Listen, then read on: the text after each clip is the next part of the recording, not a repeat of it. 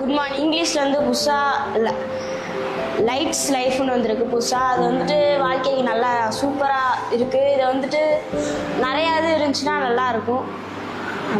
Thank you. Good morning.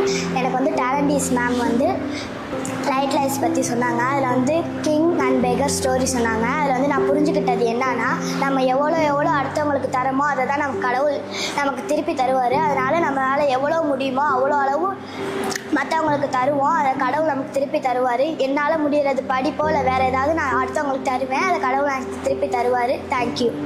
Triple S பற்றி தான் இப்போ நான் சொல்ல போகிறேன். கேட்ரிங் மிஸ் வந்து சொல்லிக் கொடுத்தாங்க. அதில் வந்து தனியாக, அமைதியாக, ஓய்வாக, இதை பற்றி தான் சொல்ல போகிறேன். தூங்கும் போதும் ட்ரிபிள்எஸ் உதவுது.